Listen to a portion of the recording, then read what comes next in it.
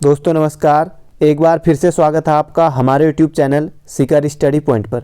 दोस्तों आज मैं आपके लिए आर्मी जीडी का ओरिजिनल पेपर लेके आया हूं। तो दोस्तों ये कुछ दिन पहले ही हुआ था, तो मैं आपको अभी दे रहा हूं क्योंकि अब आपकी भर्ती भी बहुत जल्दी जो रानीखेत में होनी है वो भी है और गढ़वाल में भी चल रही है, तो वो भी लगभग हो गई है। बाकी और चीज़ें चल रही हैं, मेडिकल बाकी सब कुछ चल रहा है।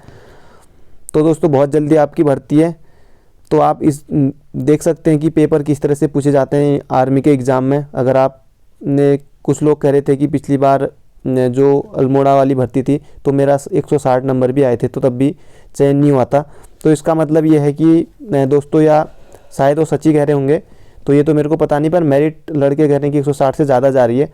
क्योंकि अब आजकल पढ़ाई रनिंग के साथ पढ़ाई पर भी लड़के पहले से ही ध्यान देते हैं।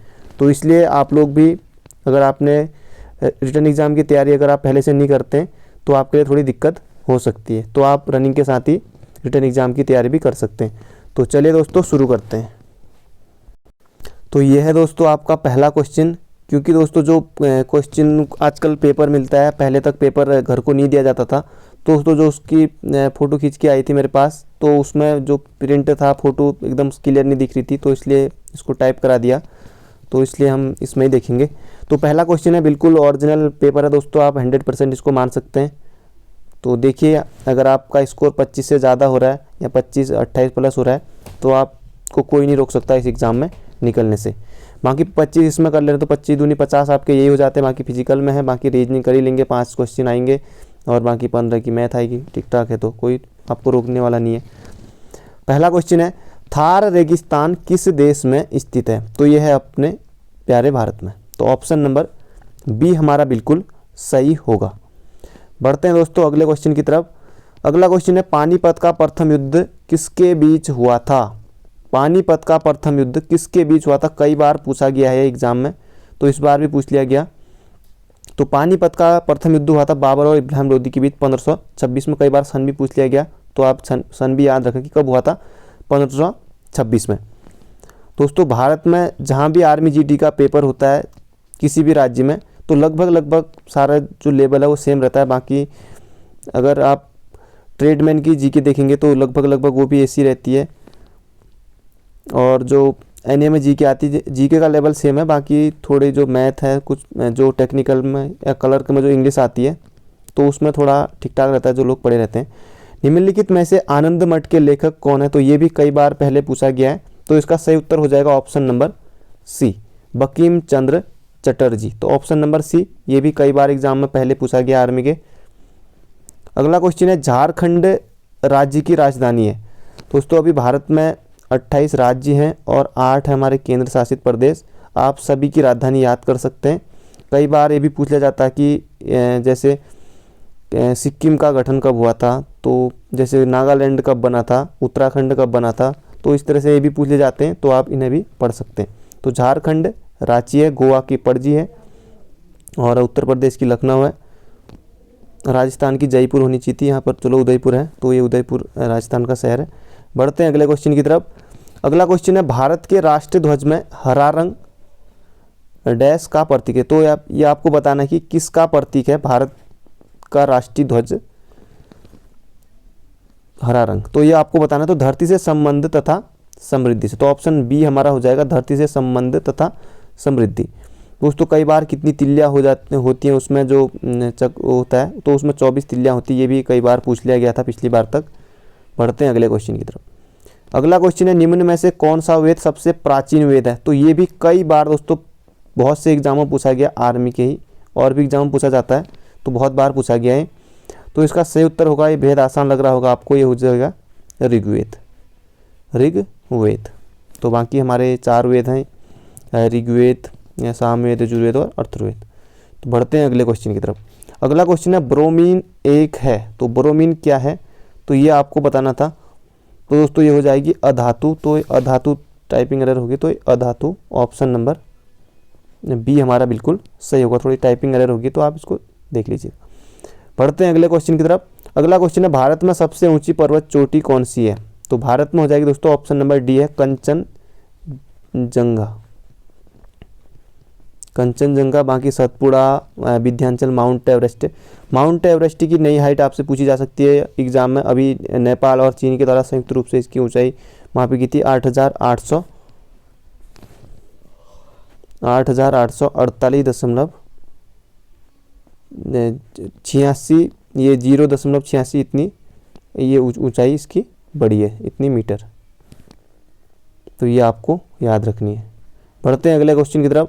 अगला क्वेश्चन है भूकंप की तीव्रता। दोस्तों ये तो न मालूम किस कब से पूछा जा रहा है एग्जाम में, तो हर बार पूछा जाता है। तो इसका सही उत्तर है रिएक्टर स्केल। तो रिएक्टर स्केल और भूकंप का जो अध्ययन है सिस्मोग्राफ, भूकंप की तीव्रता तो रिएक्टर स्केल बहुत पहले समय से एग्जाम में पूछा जाता रहा है आर्मी के या और भी एग्जामों में, तो बेहद आसान है।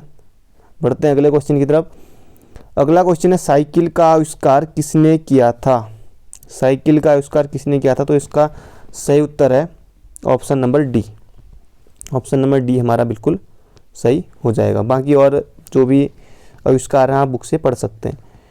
अगला क्वेश्चन है दिल्ली किस नदी के तट पर है, या हैदराबाद किस नदी के तट पर है, और कई बार लखनऊ किस नदी के तट पर है, कई बार हरिद्वार किस नदी के तट पर है, तो उज्जैन किस नदी के तट पर है। दोस्तों इस तरह से क्वेश्चन बन जाते हैं। तो दिल्ली किस नदी के तट पर है, तो ये हो जाएगा यमुना, लखनऊ, गोमती। तो इस तरह से आप याद रखेंगे। बढ़ते हैं अगले क्वेश्चन की तरफ। अगला क्वेश्चन है भारत के दूसरे राष्ट्रपति कौन थे। हर बार पहले राष्ट्रपति पूछता था, इस बार दूसरे राष्ट्रपति पूछ लिया। तो पहले हो जाएंगे राजेंद्र प्रसाद और दूसरे हो जाएंगे डॉक्टर सर्वपल्ली राधाकृष्णन। तो ऑप्शन नंबर डी में है, तो ऑप्शन नंबर डी हमारा बिल्कुल सही हो जाएगा। बढ़ते हैं अगले क्वेश्चन की तरफ। भारत सन डैश में स्वतंत्र हुआ। तो कब आज़ाद हुआ ये आपको बताना था, तो आपके लिए बेहद आसान होगा क्योंकि आप बचपन से ही पढ़ते आ रहे हैं। तो ऑप्शन नंबर बी हमारा बिल्कुल सही होगा, 1947। बाकी जो मैकमोहन लाइन है वो किसके बीच है, कई बार ये भी पूछा जाता है। पिछली बार जो पेपर दिया था मैंने उसमें पूछा गया था।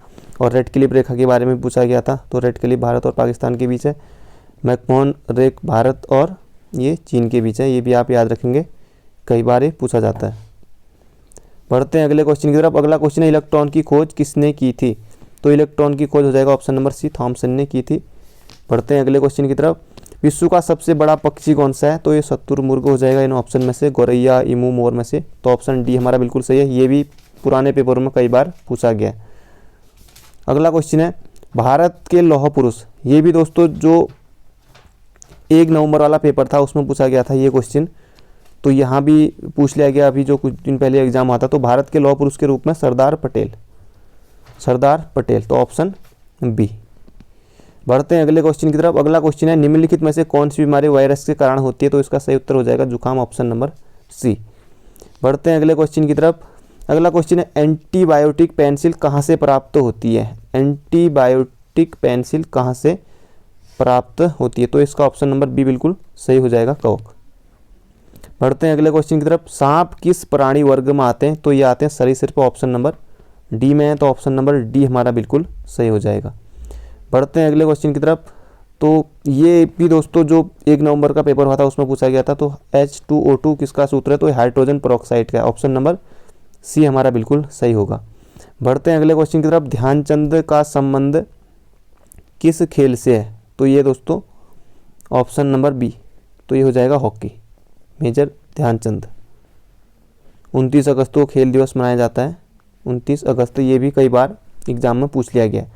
बढ़ते हैं अगले क्वेश्चन की तरफ। अगला क्वेश्चन रक्तचाप किस ग्रंथि के द्वारा नियंत्रित होता है, तो इसका सही उत्तर है एंडिनल ग्रंथि। तो ऑप्शन नंबर सी में है। तो ऑप्शन नंबर सी हमारा बिल्कुल सही हो जाएगा।